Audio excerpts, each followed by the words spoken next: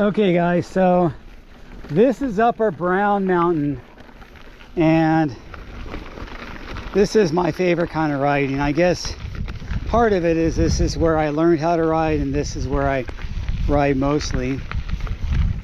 But I like kind of unkept, you know, non-groomed, lots of salty stuff in the trail, this kind of stuff. I don't want to ride in something that's been whitewashed and super smooth.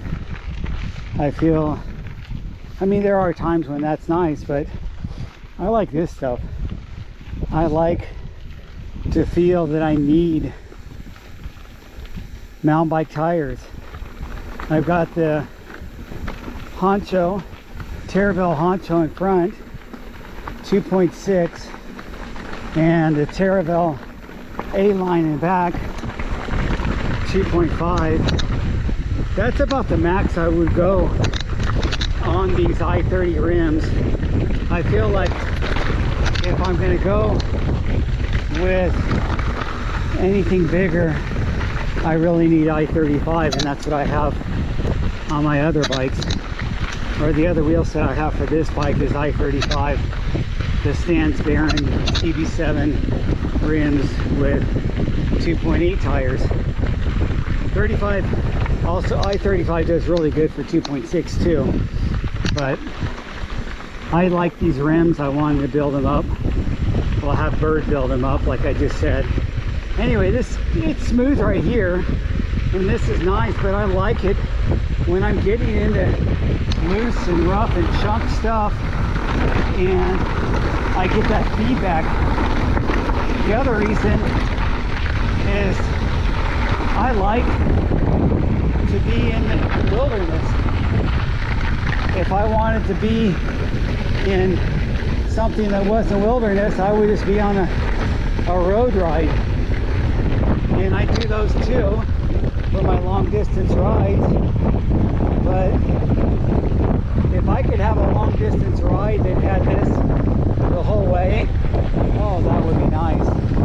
See, now this is where it gets smooth, and if you look way back on my videos, I'll try to find it for you.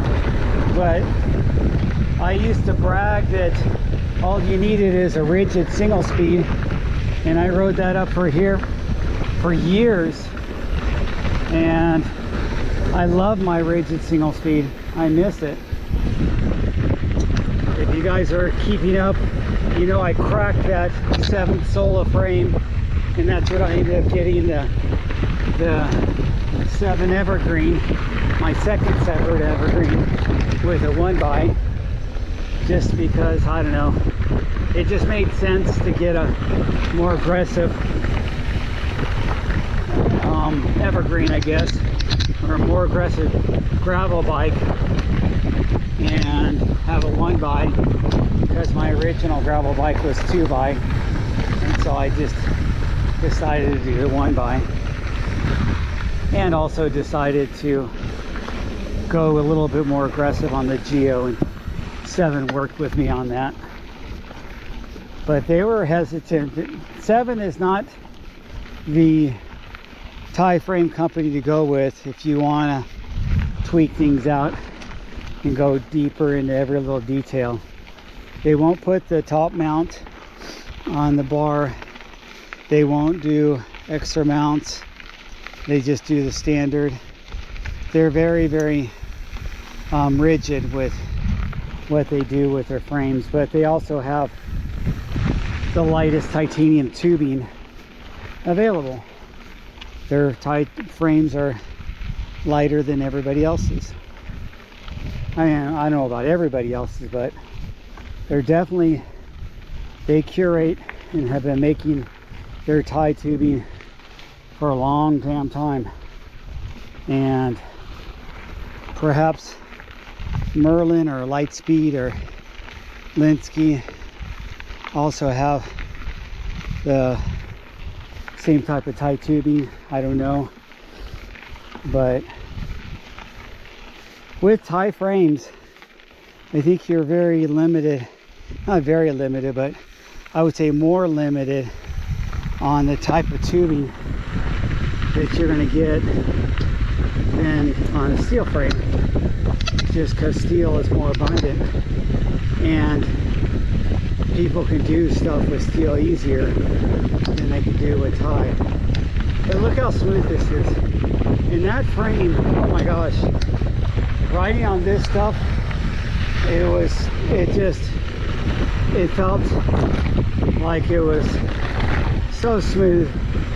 And that was before I had real big tires, and then I ended up getting the biggest tire I could fit in the back of that was the 2.5, so I never went bigger than 2.5, and it was such a great riding bike. I love this Jaffe, it rides great too, and it's steel, and you guys know the story with the Jaffe and why I got steel. The steel single speed after I already had another single speed. Number one, I wanted to build up a single speed with the Fox float, and nothing wrong with the rigid single speed. I love having a rigid single speed, but I decided that if I'm going to make a second single speed, I'm going to have one with a fork.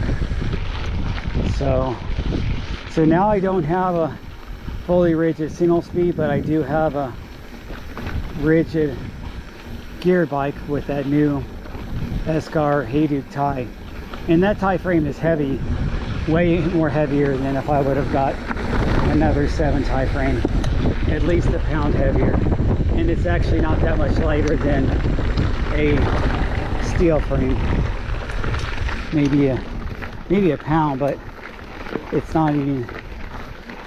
When I weighed it, it was close to 5 pounds or something like that. Part of it is it's got that real heavy cordage system. I'll show you what I mean, and then I'll end the video. It's got this part on it where they put this whole back end with the dropouts. It's aluminum, it's machined aluminum, but it's heavy compared to a custom frame where they can probably lighten that up a lot and shave some weight. Anyway, thanks for watching, guys.